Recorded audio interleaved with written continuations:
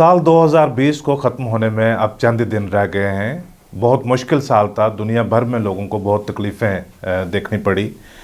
जो लोग इस चीज़ में यकीन रखते हैं कि नंबरात का ज़िंदगी के ऊपर कोई असर होता है, वो आप शिद्दत से इंतज़ार कर रहे हैं कि कैलेंडर का पन्ना कब बदले और हालात कब बेहतर हों। लेकिन असल में ऐसा कुछ होता नहीं है। ज़िंदगी कोई एक डिजिटल मशीन की तरह नहीं है कि आपने मशीन का नंबर बदला और ज़िंदगी के हालात बदल गए। प्रोसेसेस होते हैं, अमल होते हैं, उनके ऊपर बहुत सारे इन्फ्लुएंसेस होते हैं, आपकी अपनी कोशिशें होती हैं, अपनी एंगेजमेंट होती है, तभी जाकर कोई चीज़ बदल पाती है। जब साल ख़त्म हो रहा था, आखिरी महीने लग रहे थे, तो कुछ थोड़ी सारी उम्मीद की किरणें इस तरह से वापस आने लगी कि हो सकता है शायद आने वाला साल इस गुजरने वाले साल से बेहतर हो। उनमें से मसलन कि कोविड को ट्रीट करने के लिए, कोविड से बचने के लिए जो वैक्सीन है उसकी ज़ोरों शोरों से तैयारियां हो रही हैं। 2021 का साल शायद बीमारी का कम और वैक्सीन का, प्रोटेक्शन का ज़्यादा हो। दूसरी अलामत कुछ इस तरह से है कि आने वाला वक्त अच्छा हो सकता है। जिस तरह से अमेरिका में सदर ट्रंप को लोगों ने रिजेक्ट कर दिया और एक नया पॉलिटिकल प्रोसेस वहाँ पे इनिशिएट हुआ। मेरा नाम ज़फ़र चौधरी है। इस साल में इतनी बातें हो गई हैं, मैं दुनिया की बातें या तमाम बातें जो हुई हैं उसके बारे में बात नहीं करूंगा। मैं जम्मू कश्मीर के बारे में बात करूंगा। 4 महीने के बाद आपके सामने हाज़िर हो रहा हूं। इस 4 महीनों में बहुत सारी डेवलपमेंट्स हो गई हैं मुकामी सतह के ऊपर। बहुत कम, जैसे मैं बहुत छोटी बात ही करने की कोशिश करता हूं, उस हिसाब से हम देखेंगे कि जम्मू कश्मीर में क्या क्या मेजर डेवलपमेंट्स 2020 में हुई और उनके असरात आने वाले वक्त में किस तरह से हो सकते हैं। यूँ तो जम्मू कश्मीर मुझे लगता है कि हिंदुस्तान का ऐसा हिस्सा, बल्कि दुनिया का भी एक ऐसा हिस्सा है कि जहाँ पे हमेशा बड़ी बड़ी डेवलपमेंट्स और लंबे लंबे असरात वाली, यानी कोई डेवलपमेंट आज हुई है उसके रेपरकशन जो हैं वो बहुत लंबे वक्त तक चलते रहेंगे। ये आप पे डिपेंड करता है कि कौन सी डेवलपमेंट को आप बड़ी समझते हैं, कौन सी को आप छोटी समझते हैं। ये आप कहाँ से बैठकर देख रहे हैं, आपका नज़रिया क्या है, ये उसके ऊपर ज़्यादा मुनसर करता है। लेकिन 2020 में कुछ तब्दीलियाँ सियासी तौर के ऊपर, सिक्योरिटी के एतबार से, समाजी तौर के ऊपर, और हमेशा जैसे मैंने 5 अगस्त को 2019 को मैंने कहा था कि कुछ डेवलपमेंट्स अब इस तरह से रहेंगी कि पहले तो नज़र आएगा कि ये एक बड़े पैमाने के ऊपर कोई चीज़ हुई है। आहिस्ता आहिस्ता जब चीज़ें बदलने लगेंगी तो वो इंडिविजुअल लेवल के ऊपर हम सबको भी अफेक्ट करना शुरू करेंगी। 2020 में ज़्यादा डेवलपमेंट्स इसलिए मतवक्को थी क्योंकि रियासत ने यूनियन टेरिटरी की शक्ल अख्तियार की दरअसल 31 अक्टूबर 2019 को, और ये तय पाया गया था कि 1 साल के अंदर अंदर जो कवानीन सारे बदले हैं और नए कवानीन जो हैं जम्मू कश्मीर में नाफिज किए जाएंगे, उनको 1 साल के अंदर करना है। तो लिहाजा इस साल 31 अक्टूबर तक, यानी 10 महीने के अंदर, पिछले साल में तो कहीं सेलिब्रेशंस, कहीं सिक्योरिटी इश्यूज़, कहीं नाराज़गियाँ, कहीं बाकी मामले चल रहे थे, और इस साल के 10 महीने थे। 10 महीनों के अंदर ये सारी चीज़ें पूरी करनी थी। डेवलपमेंट्स कुछ इस किस्म की हो रही थी। कौन सी डेवलपमेंट है जिसको आप बताएंगे हिस्टोरिक है, कौन सी डेवलपमेंट है जिसको आप बताएंगे कि ये 2020 का सबसे बड़ा इस तरह से मामला हुआ। चीज़ें इस तरह से बदल रही थी कि कोई एक चीज़ हुई, अभी आपने उसको इंटरप्रेट नहीं किया, अभी आप उसको प्रोसेस ही पूरी तरह से नहीं कर पाए, अभी आपने उसको समझना शुरू किया है, एग्जामिन करना शुरू किया है, और आपका रिस्पांस उसके ऊपर क्या होना चाहिए, अभी आप उस नतीजा तक पहुंचे ही नहीं है कि साथ ही में नई डेवलपमेंट होगी। यानी डोमिसाइल एक्ट के हवाले से, लैंड लॉज के हवाले से, रोशनी जो अलॉटमेंट्स हैं उसके ऊपर हाई कोर्ट की तरफ से फैसला, जो सरकारी ज़ुबानें हैं उनके हवाले से पार्लियामेंट में बिल्स, ये तो हैं वो बड़ी बड़ी चीज़ें जिनको हमने सर फहरिस्त रखा, जिनको हमने डिस्कशन में लाया, डिबेट में लाया, आपने भी, हमने भी इनके बारे में बातें की। ऐसी बहुत सारी चीज़ें होकर गुजर गई सैकड़ों के हिसाब से, जिनका हमें पता भी नहीं चला कि ये भी चीज़ हो गई हुई है, ये भी चीज़ तब्दील हो गई हुई है। वो इसी तरह से जैसे कोविड के बहुत सारे लोग होते हैं जिनके कुछ सिम्टम्स आ जाते हैं, लेकिन उनसे ज़्यादा तादाद में ऐसे लोग होते हैं कि जिनके सिम्टम आते ही नहीं हैं। तो वो बाद में जब वो सीरम सर्वे होता है या IgG सर्वे जिसको कहते हैं, टेस्ट करवाते, पता चलता है कि इन साहब के एंटीबॉडीज़ बन चुकी हुई हैं, इनको कोविड किसी वक्त में हो चुका है और होके गुजर चुका है, अब ये कन्फर्म है। तो उस तरह से बहुत सारी तब्दीलियां हो चुकी हैं जिनका बाद में कभी जाकर आप देखते हैं, जब आपके दरपेश कोई चीज़ आती है तो आपको पता चलता है कि ये तो उस दौरान में ये तब्दीली हो चुकी हुई थी। मेरे ख्याल से जो मेरा नज़रिया है, मुझे लगता है कि जो डिस्ट्रिक्ट डेवलपमेंट काउंसिल के इलेक्शंस जो अभी एक उसका एक कड़ी जो प्रोसेस की कंप्लीट हुई है कि इलेक्शन वोटिंग के बाद काउंटिंग हो गई, रिजल्ट्स आ गए और किस तरह से रिजल्ट्स आ गए उनके ऊपर बहुत सारे लोगों ने पहले तज्जिया कर लिया, लेकिन मैंने नहीं बात की हुई थी तो मुझे लगा मैं भी बात कर लेता हूँ। अभी उनकी ओथ होगी और उसके बाद डिस्ट्रिक्ट डेवलपमेंट काउंसिल्स को तश्कील किया जाएगा, यानी मुकामी सतह के ऊपर जो इकाई है वो बन जाएगी। मेरे नज़रिया से ये इस साल की बहुत बड़ी डेवलपमेंट थी और ये कई सालों की बहुत बड़ी डेवलपमेंट थी, क्योंकि पॉलिटिक्स एक स्टैटिक प्रोसेस नहीं है, ये एक डायनामिक प्रोसेस है। पॉलिटिक्स में तब्दीलियां आती रहती हैं, बहुत सारे कानून, बहुत सारी तब्दीलियां जो हैं पिछले 1-1.5 साल में हुई हैं, इनमें से बहुत सारी चीज़ें आने वाले सालों में बदल भी सकती हैं। वो डिपेंड करता है कि जो सियासी सूरत हाल किस तरह से उभर कर आती हैं। अगर हम गुज़श्ता 50, 60, 70 साल के ऊपर हम नज़र घुमा कर देखते हैं तो बहुत सारी चीज़ें एक वक्त में लगता था कि अब ये चीज़ हो गई है, ये दोबारा कभी तब्दील नहीं होगी, चीज़ें तब्दील होती हैं। दुनिया में भी बहुत सारे हमारे पास एक्सपीरियंसेस हैं कि पॉलिटिक्स है ही नहीं है, जब वो स्टैटिक है ही नहीं है, एक डायनेमिक प्रोसेस है, तो उसमें तब्दीली को आप किसी तरीके से रूल आउट नहीं किया जा सकता। लेकिन पॉलिटिकल प्रोसेस में जो एक शिफ्टिंग सैंड्स होती हैं, जब आप स्पेस की सारी बात होती है कि आप स्पेस को किस तरह से कंट्रोल करते हैं, वो स्पेस के ऊपर आप एक्टिविटी क्या करते हैं, उस स्पेस के ऊपर जो है जो डेवलपमेंट्स हो रही है उनके साथ आप इंगेज किस तरह से कर रहे हैं, वो एक बड़ी इंपॉर्टेंट बात होती है। डिस्ट्रिक्ट डेवलपमेंट काउंसिल के इलेक्शंस का 2 कॉन्टेक्स्ट हैं जिसमें मैंने एग्जामिन करना चाहूँगा आपके सामने कि ये एक ऐसा डेवलपमेंट, एक ऐसी चीज़ हुई है, एक ऐसा प्रोसेस हुआ है, एक ऐसा प्रोसेस भी इसको कह सकते हैं, इवेंट भी इसको कह सकते हैं। एक तरीके से इवेंट है वैसे, क्योंकि प्रोसेस होता तो एक लगातार चली आ रही चीज़ भी हो सकती थी। ये तो अचानक से 2 साल के अंदर अंदर सारी चीज़ें हो रही हैं। इसको मैं 2 पहलुओं में एग्जामिन करता हूँ और एग्जामिन करके मैं इस नतीजे के ऊपर पहुँचता हूँ कि इसके फार रीचिंग रिपरकशंस हैं। इससे जो जम्मू कश्मीर के इंटरनल पॉलिटिक्स है, इंटरनल पॉलिटिक्स कौन सी होती है,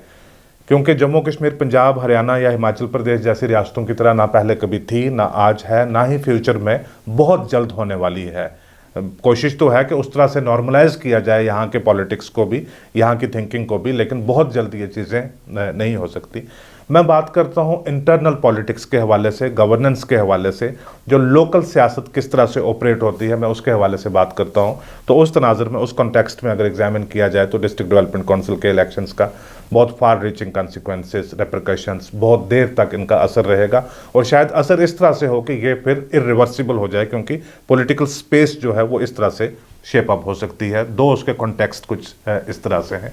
नंबर 1 तो ये है कि आप देखें कि जो चीज़ हो ही पहली बार रही है कि जो पंचायती निज़ाम है, ये महाराजा हरि सिंह ने इसकी शुरुआत की थी 1936 में और बाकायदा तौर के ऊपर इसका कानून बना हुआ है। लेकिन उसके बाद जो सबसे पहली मेजर इसमें अमेंडमेंट हुई है वो हुई थी 1989 में, 1999 में। उस अमेंडमेंट ने इसको एक बहुत बेहतरीन कानून बनाया, यानी पंचायती राज इंस्टीट्यूशन जो है वो उसको बनाया। पहले पंचायती इंस्टीट्यूशन, पंचायती निज़ाम होता था। 1989 से पहले का जो निज़ाम था पंचायत को, आप किस तरह से देखते थे कि उसमें जो पंचायत के लोग होंगे, जो इलेक्टेड लोग होंगे, वो जो सिविल ब्यूरोक्रेसी होगी, जो हुकूमत के बाकी जो इंस्टीट्यूशंस होंगे, आर्म्स होंगे, वो उनको मुख्तलिफ चीज़ों में बुनियादी सतह के ऊपर असिस्ट किया करेंगे। लेकिन जो 1989 में अमेंडमेंट हुई उसमें ये चीज़ तय पाई गई कि ये राज लफ्ज़ उसमें इस्तेमाल किया गया कि ये लोकल सतह के ऊपर ये रूल करेंगे। ये बड़ी इंपॉर्टेंट थी, लेकिन इसका जो इम्प्लीमेंटेशन है वो किसी भी सतह के ऊपर नहीं हो पाया। हमारे यहाँ पे 90s से लेकर, एक तो पुराना मामला था जो 1953 से लेकर 75 तक चल रहा था, लेकिन 90s में बड़े पैमाने के ऊपर एक नया नैरेटिव बिल्ट हुआ कि जम्मू कश्मीर में इंटरनल ऑटोनॉमी या ग्रेटर ऑटोनॉमी के लिए अंदरूनी खुद मुख्तारी के ज़्यादा पावर्स मरकज़ से हासिल की जाएं, कि मरकज़ का जो अमल दखल है जम्मू कश्मीर के मामलात में वो कम हो और जो रियासत की पॉलिटिकल एग्जीक्यूटिव है उसका ज़्यादा हो, रियासत की जो लेजिस्लेचर है उसका ज़्यादा हो। इसमें ग्रेटर ऑटोनॉमी की बात थी, इसमें सेल्फ रूल की बात थी, इसमें जैसे एक अचीवेबल नेशनहुड सजाद लोन साहब जिसको कहा करते थे वो बात थी, लेकिन साथ ही साथ में पैरेलल प्रोसेसेस ये भी चल रहे थे कि ये सारी चीज़ें नहीं होनी चाहिए, एक कंप्लीट फुल इंटीग्रेशन होनी चाहिए, जैसे बाकी रियासतों में है हालात वैसे ही हालात यहाँ पे भी होने चाहिए। तो politics is a battle of ideas, ये सारी चीज़ें साथ साथ चल रही थी। लेकिन ये जो ग्रेटर ऑटोनॉमी, ज़्यादा अंदरूनी खुद मुख्तारी की जो मरकज़ से ज़्यादा अख्तियारात हासिल किए जाएँ, उसका जो नैरेटिव है उसमें एक चीज़ नुमायां तौर के ऊपर बहुत इंपॉर्टेंट जो है वो थ्रो आउट, वो मिसिंग रही लगभग 30 साल, वो ये कि ये सवाल कि मान लीजिए, फ़र्ज़ कीजिए कि आपको मरकज़ से ज़्यादा पावरें मिल भी जाती हैं, आपको एक अंदरूनी खुद मुख्तारी, ग्रेटर ऑटोनॉमी या सेल्फ रूल मिल भी जाता है, आपके पास क्या रोड मैप है जिसके साथ आप वो पावर्स लोगों के साथ नीचे ग्राउंड लेवल के ऊपर भी शेयर करेंगे। उसमें बहुत सारे फार्मूले थे, सेल्फ रूल में भी कुछ चीज़ें बताई जाती थी और ऑटोनॉमी में भी बताई जाती थी कि हमारे पास रीजनल काउंसिल्स वगैरह होंगी, लेकिन आपके पास ऐसी कोई मिसाल नहीं थी पहली जो सामने पेश की जाए कि देखिए हमने जो एग्जिस्टिंग पावर है उसको किस हद तक हमने डिवॉल्व करके, डिसेंट्रलाइज करके लोगों के साथ शेयर किया हुआ है। अब अगर ज़्यादा पावर हमें हासिल होगी तो वो ऑब्वियसली वो चंद हाथों में उसकी कंसंट्रेशन नहीं होगी, जो टॉप पॉलिटिकल एग्जीक्यूटिव है उसके हाथों में उसकी कंसंट्रेशन नहीं होगी, वो भी अवाम के साथ शेयर की जाएगी। तो लिहाजा हो सकता है अवाम भी पूरी उसमें, आइडेंटिटी पॉलिटिक्स एक और चीज़ होती है और आप उसको पॉलिटिक्स को इस्तेमाल करके गवर्नेंस के इंस्टीट्यूशन में किस तरह से इस्तेमाल करते हैं वो मुख्तलिफ चीज़ होती है। जब आप उसको गवर्नेंस के इंस्टीट्यूशंस में लाते हैं तो लोगों की भी उसमें शमूलियत हो जाती है, उस नारे में वो भी शामिल हो जाते हैं कि हाँ हमें भी इसी तरह से चाहिए। तो लिहाजा जो पंचायती राज इंस्टीट्यूशन जो है हमारा, वो कभी भी स्ट्रेंथन यहाँ पे हो ही नहीं सका। अगर वो होता तो शायद चीज़ें बहुत बेहतर होती। अगर वो होता तो बहुत सारे इल्ज़ामात जो अगस्त 2019 में कि ये वजह थी जिनकी वजह से ये सारी तब्दीली, तो शायद एक इल्ज़ाम उसमें कम होता, लोगों की अगर एम्पावरमेंट उस तरह से होती। थर्ड टियर यानी जो तीसरी सतह है उसकी पंचायती राज इंस्टीट्यूशन की, जिसमें डिस्ट्रिक्ट डेवलपमेंट या प्लानिंग काउंसिल्स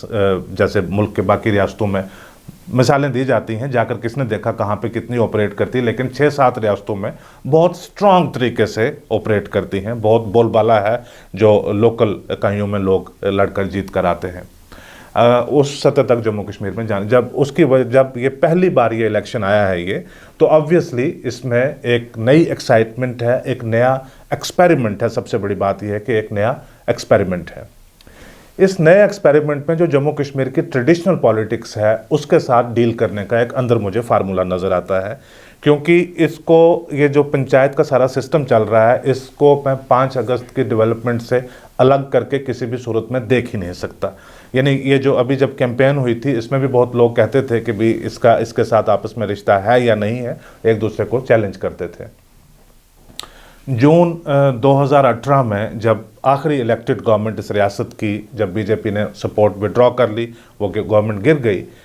तो वो उसमें कोई बहुत ज़्यादा हैरान कौन थी, क्योंकि वो जमहूरियत की कोई बहुत ज़्यादा बड़ी खिलाफ वर्जी नहीं थी। क्योंकि अगर अलायंस में 2 पार्टीज़ हैं, एक का नहीं है, वो मज़ीद नहीं चलना चाहते हैं उस अलायंस में, तो वो विड्रॉ कर सकते हैं, उसमें कोई बड़ी बात नहीं है।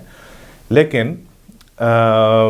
साल के आखिर में नवंबर में जब असेंबली को डिसमिस कर दिया गया, तो लेकिन उसी दौरान जो है पंचायत इलेक्शन का निज़ाम है वो चल रहा था। ऐसा लग रहा था, ये तो किसी के ख्वाबो ख्याल में नहीं था कि अगस्त में क्या होने वाला है, लेकिन जब आप उसको रेट्रोस्पेक्ट में पीछे जाकर आप देखते हैं कि हो क्या रहा था, तब आपको लगता है कि वो एक अहम कड़ी थी। जो ब्लू बुक थी 5 अगस्त की जो तैयारी हो रही थी, उसमें वो एक अहम कड़ी थी। 5 अगस्त के बाद फिर अक्टूबर में ब्लॉक डेवलपमेंट काउंसिल के इलेक्शंस हो गए। ब्लॉक डेवलपमेंट काउंसिल्स के या एक ऐसी इंस्टीट्यूशन के, ऐसे सिस्टम के जो आखिरी बात इंतखाबात हुए थे वो कोई लगभग 40 साल पहले हुए थे, लेकिन बाद में उनको भी डिसमिस कर दिया गया था कि भाई हम एक नई तरह से पावर्स अमेंडमेंट करेंगे और इनको ज़्यादा एम्पावर करेंगे, वो दोबारा बात हो ही नहीं सकी। तो बीडीसी का इंस्टीट्यूशन भी पहली बार इस्टेब्लिश हुआ। वो दैट मच ऑब्वियसली कि जो बहुत सारे पॉलिटिकल लीडर्स हैं वो डिटेंशन में थे, हिरासत में थे, नज़रबंद थे, और जब ये बीडीसी का एक नया निज़ाम आ गया तो उसको लगा कि जो लोगों में एक नई एंगेजमेंट, पॉलिटिकल एंगेजमेंट, एक पॉलिटिकल प्रोसेस किसी हद तक इनिशिएट हो गया, उनकी दिलचस्पी एक नए अमल में हो गई। इसका पूरी तरह से असर कश्मीर में, जहाँ के लिए ये इंटेंडेड था, उसका पूरी तरह से असर कश्मीर में नहीं हो सका, क्योंकि वहाँ शमूलियत इतनी ज़्यादा नहीं हुई। या तो पोलिंग परसेंटेज बहुत कम थी, या बहुत सारे लोगों ने बहुत सारी जगहों पे लोग आए ही नहीं, इसमें अमल में पार्टिसिपेट ही नहीं किए, जहाँ पे अब बाई इलेक्शंस हुए हैं। और अब उसके बाद जो एग्जिस्टिंग हमारे पास कानून था वो ये कहता था कि जो ब्लॉक डेवलपमेंट काउंसिल्स के चेयरपर्सन्स होंगे और जो म्यूनसिपल जो बॉडीज़ हैं उनके जो सदर होंगे, प्रेसिडेंट वगैरह होंगे, वो सारे मिलकर, मेंबर्स ऑफ पार्लियामेंट, एमएलए अगर अवेलेबल होंगे तो ये लोग मिलकर उस डिस्ट्रिक्ट का चुन लेंगे कि चेयरमैन कौन होगा। अचानक से, यानी आज से 1.5 महीना पहले, या toward the end of October के आखिरी दिन तक किसी को इस बात का अंदाज़ा भर भी नहीं था कि ये इलेक्शन इस तरह से डायरेक्ट इलेक्शन होंगे कि लगभग 60 लाख के करीब लोग, उनको एक अपॉर्चुनिटी दी जाएगी कि वो आएँ, कतारों में खड़े हों और वो डिसाइड करें वो किसको चुनना चाहते हैं। तो इस तरह से लोगों की एक पार्टिसिपेशन हो गई। 5 अगस्त के इर्द गिर्द अगर आप देखें, 5 अगस्त के बाद और 5 अगस्त के पहले, जब असेंबली को डिसमिस किया सत्यपाल मलिक साहब ने नवंबर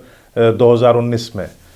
तो कहते हैं कि जमहूरियत की बहुत बड़ी खिलाफ वर्जी की। तो आगे पीछे आप उसके देखें कि प्रोसेसेस कितने हो रहे थे कि इतने इलेक्शंस करवा दिए कि जमहूरियत क्या, लोगों को फुर्सत ही नहीं हो रही है। एक इलेक्शन खत्म होता है, उसके बाद दूसरा इलेक्शन हो जाता है। इसी दौरान पंचायत का हो गया, बीडीसी का हो गया, ये हो गया, अब जो डीडीसी के मेंबर्स बन गए, इसी दौरान लोकसभा के इलेक्शंस हो गए, इसी दौरान जो म्यूनसिपैलिटीज़ के इलेक्शन हैं वो 2018 के पहले, इसी दौरान वो इलेक्शंस भी हुए। तो लिहाजा लोगों को 2-2.5 साल से इस तरह से एक पॉलिटिकल प्रोसेसेस में एंगेज करके रखा हुआ है कि जो रिएक्शन के लिए वल्नरेबिलिटी थी 5 अगस्त के बाद, वो भी एक फैक्टर है कि लोग यहाँ एंगेज हो गए, लोगों की जो दिलचस्पी है, तवज्जो है, वो इस तरफ हो गई। अब जो पहला फैक्टर इंपॉर्टेंट था जिसको मैं एग्जामिन कर रहा हूँ अभी, कि इसका जो फार रीचिंग कॉन्सिक्वेंसेस, रेपरकशंस क्या होती हैं, ये एक जो पॉलिटिकल आइडेंटिटी का एक सिस्टम होता है काफ़ी हद तक। जब मैं पंचायत के बारे में जब मैंने बात की है तब क्रिटिसिज्म हुआ है कि तुम इसको लोकल लेवल के ऊपर पॉलिटिक्स को डिसमेंटल करके बताते हो, तो जो ओवरऑल जो आइडेंटिटी पॉलिटिक्स है जम्मू कश्मीर की, उससे आप इसको अलग करके बता रहे हो। मैं सिर्फ वो बात बता रहा हूँ जो प्रैक्टिकली इस वक्त हो रही है। वो हो इस तरह से रही है कि हर डिस्ट्रिक्ट को इस तरह से एक जो स्ट्रक्चर है उसका वो बनाया जा रहा है कि जैसे स्टेट लेवल के ऊपर गवर्नेंस का सिस्टम होता है। बहुत सारी पावर्स हैं वो डिस्ट्रिक्ट डेवलपमेंट काउंसिल्स के पास चली जाएंगी। इलेक्शन जिस इंटेंसिटी के साथ कंटेस्ट हुए हैं उसमें जो एग्जिस्टिंग पॉलिटिकल लीडरशिप है उनको बहुत सारी जगहों में, पुंछ में फॉर एग्जांपल आप देख लीजिएगा, जम्मू डिस्ट्रिक्ट में आप देख लीजिएगा, राजौरी में आप देखिए, कश्मीर के बहुत सारे डिस्ट्रिक्ट्स में आप देखिए कि जो एग्जिस्टिंग पॉलिटिकल लीडरशिप थी, जो बड़े चेहरे थे, जो पार्टियों के नामजद लोग थे, जो नए लोग आए हैं, चाहे वो पार्टीज़ ने उनको मैंडेट दिया हो या इंडिपेंडेंट लोग हों, वो बहुत सारे लोग नए चेहरे जो एक सेकंड टियर में, थर्ड टियर में या फोर्थ लेयर ऑफ लीडरशिप में कहीं पे हुआ करते थे, वो लोग आए हैं। या ज़्यादातर वो लोग आए हैं जो इस प्रोसेस से आ रहे हैं, यानी जिन्होंने पंचायत के इलेक्शन में शमूलियत की होगी या उसके बाद बीडीसी में आए होंगे, उसके बाद वो डीडीसी में आए, कि एक प्रोसेस में भी कई लोगों को डाल दिया गया। इससे जो ओवरऑल पॉलिटिक्स है जम्मू कश्मीर की, वो काफ़ी हद तक ब्रेक डाउन होती है। वो ब्रेक डाउन होकर डिस्ट्रिक्ट की इकाई के ऊपर जो है वो सीमित हो जाती है, लिमिटेड हो जाती है। जो रीजनल इम्बैलेंस की और वो बाकी बातें होती थी, उसमें भी एक बहुत इंपॉर्टेंट एड्रेस किया है कि पॉपुलेशन का इम्बैलेंस है। पॉपुलेशन कश्मीर की ज़्यादा है, लगभग 15 लाख जम्मू से, जम्मू की पॉपुलेशन कम है। एरिया मुख्तलिफ है, कश्मीर का कम है, जम्मू का ज़्यादा है। लेकिन डिस्ट्रिक्ट्स का ऑलरेडी ये है, ये 2006 से गुलाम नबी आज़ाद जब थे, डिस्ट्रिक्ट 10-10 दोनों जगह बराबर हैं। तो इन्होंने 14 जो सेगमेंट हैं, टेरिटोरियल कॉन्स्टिट्यूंसीज हैं, वो बना दी। लिहाजा जो 140 लोग डिस्ट्रिक्ट डेवलपमेंट काउंसिल के मेंबर्स कश्मीर में भी होंगे, 140 जम्मू में भी होंगे, कोई इम्बैलेंस नहीं। हर डिस्ट्रिक्ट में, यानी जम्मू जैसा बड़ा डिस्ट्रिक्ट है उसमें भी 14 टेरिटोरियल कॉन्स्टिट्यूंसीज, सांबा जैसा छोटा डिस्ट्रिक्ट है उसमें भी 14 टेरिटोरियल कॉन्स्टिट्यूंसीज।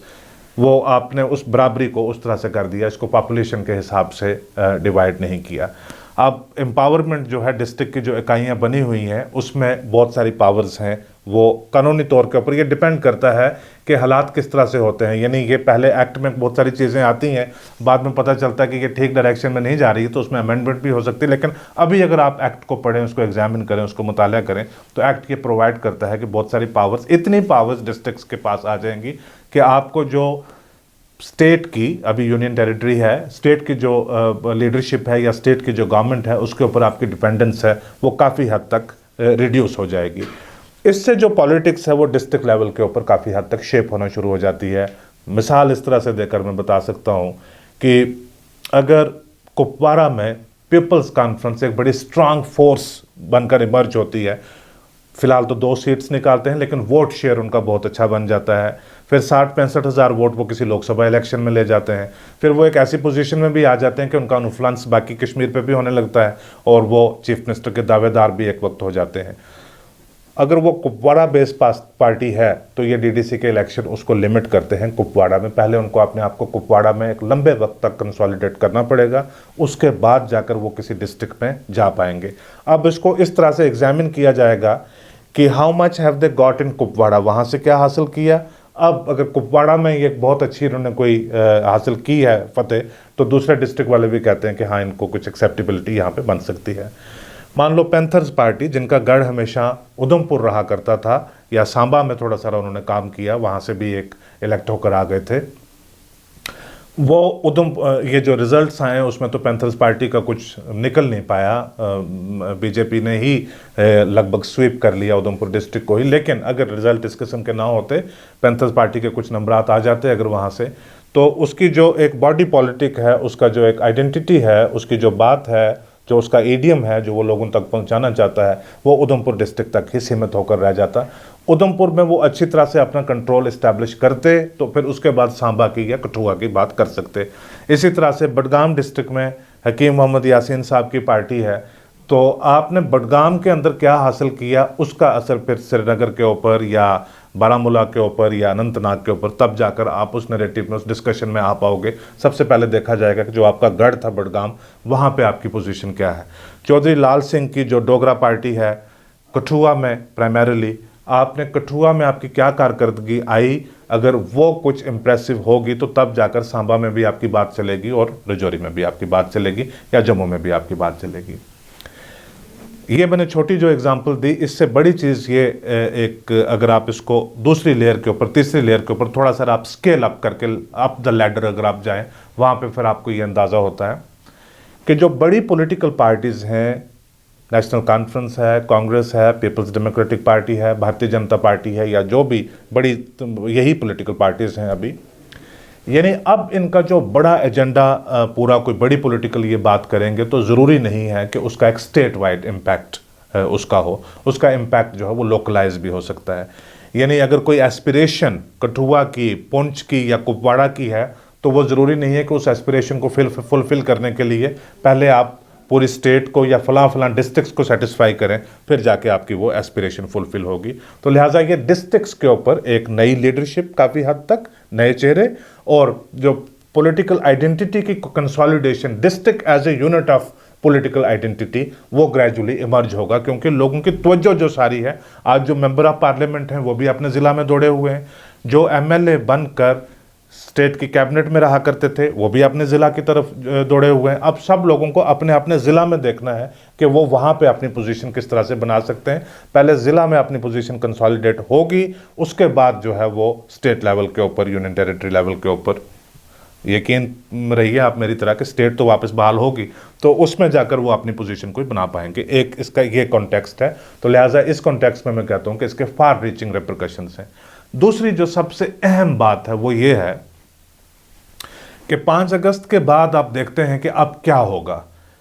वो पार्लियामेंट में उन्होंने कहा कि अभी यूनियन टेरिटरी है, हम स्टेट बहाल कर देंगे, लेकिन ये कहा कि जो स्पेशल ख़ास दर्जात जो हैं हमने इनके रिमूव किए हैं वो दोबारा नहीं मिलेंगे। लेकिन यहाँ से बात होती है कि नहीं, इसके ये करना पड़ेगा आपको। लेकिन लिहाजा ये ओपन चीज़ें हैं, इनके ऊपर डिस्कशन है, सुप्रीम कोर्ट में मामला है, और बैटल ऑफ आइडियाज़ है, बैटल ऑफ नैरेटिव है। पॉलिटिक्स इस तरह से होती ही नहीं है कि आपने बस एक बार कोई चीज़ कर दी वो वहीं पे सील होगी। लेकिन हालात को स्टेबलाइज करना, हालात को नॉर्मलाइज करना लोग मामूल की ज़िंदगी जी सकें काफ़ी हद तक, वो एक बड़ी इंपॉर्टेंट बात होती है। जो दिल्ली में जो ब्लू बुक है मेरे ख्याल में, उसमें ये पन्ना बाद में दर्ज हुआ कि अगर इस तरह से किया जाए तो ये ज़्यादा बेहतर होगा। लंबे वक्त के बाद जो बड़े पॉलिटिकल लीडर्स थे उनको धीरे धीरे, जैसे फारूक अब्दुल्ला साहब को, उमर अब्दुल्ला साहब को मार्च में रिलीज़ किया गया डिटेंशन से, बाकी लोगों को आहिस्ता आहिस्ता करके करते रहे, कुछ लोगों के ऊपर PSA हटाते रहे, फिर महबूबा मुफ्ती साहिबा को जाके किया। तब गुपकार अलायंस जो इनका था उसने अच्छी तरह से अपनी एक जड़ पकड़ ली, एक मजबूती से वो इकट्ठे होकर कुछ लोग बैठे। कांग्रेस का कोई पता नहीं इधर है उधर है नहीं है, कांग्रेस के लिए प्रॉब्लम थी बिहार की वजह से भी खास करके। तो इन्होंने बहुत ऐसी ऐसी बातें कह दी कि जो ये जब पहले, या जो एक्सट्रीम पे जो एक सेपरेटिस्ट पॉलिटिक्स है उसमें भी कुछ वो फ्लेक्सिबिलिटी रखते थे, इन्होंने कह दिया कि तब तक झंडा नहीं तस्लीम जब तक रियासत बहाल नहीं होगी सारा कुछ। तो 4 दिन के अंदर डिस्ट्रिक्ट डेवलपमेंट काउंसिल के इलेक्शंस आ गए। अब क्योंकि जो शुरू में मैंने कहा था कि politics is all about the space, कि आप उस स्पेस के ऊपर किस तरह से आप बैठ सकते हैं, ऑक्यूपाई कौन करता है उस स्पेस को, आप उस स्पेस को ऑक्यूपाई नहीं कर पाते तो बहुत सारे ऐसे एलिमेंट्स आकर उस स्पेस में बैठ जाएंगे जिनको बाद में डिस्प्लेस करना बहुत मुश्किल हो जाता है।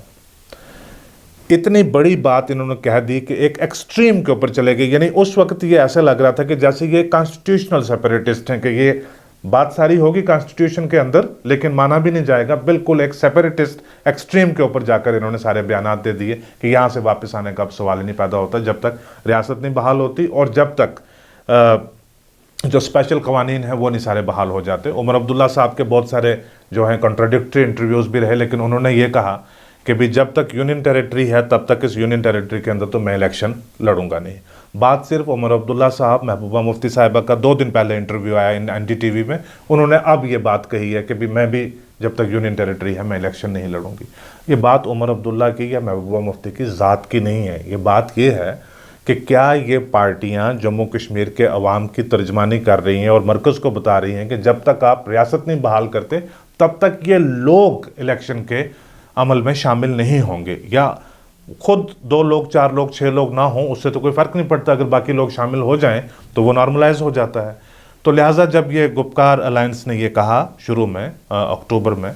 तो इमीडिएटली सेंटर ने लाकर ये सामने रख दिया डिस्ट्रिक्ट डेवलपमेंट काउंसिल के इलेक्शंस। स्पेस की बात थी, इंटरनल डिस्कशन हुई कि अगर इलेक्शन नहीं लड़ते तो लोगों को परेशानी होगी, कौन लोग आकर यहाँ पे बैठ जाएंगे, फिर मुश्किल हो जाएगा। अगर इलेक्शन लड़ते हैं तो फिर जाहिर सी बात है कि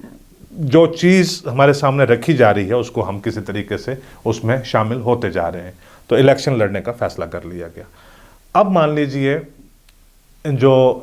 रीजनल पॉलिटिकल पार्टीज़ हैं इनके पास नेगोशिएशन का सबसे बड़ी एक चीज़ रहती है कि ये जमहूरी अमल में इलेक्शंस में नाराज़ हो जाएं और पार्टिसिपेट ना करें और कहें कि जब तक इन सारी चीज़ों के ऊपर दोबारा नेगोशिएशन नहीं होती है, कम से कम रियासत की बहाली के ऊपर जब तक ये सारी चीज़ें नहीं होती हैं तब तक हम इस अमल में शमूलियत नहीं करेंगे। लेकिन अब इनके पास वो पॉसिबिलिटी नहीं है। मान लीजिए 2 महीने के बाद या 3 महीने के बाद या 6 महीने के अंदर अगर इंतखाबात आ जाते हैं, असेंबली इलेक्शंस अनाउंस कर दिए जाते हैं,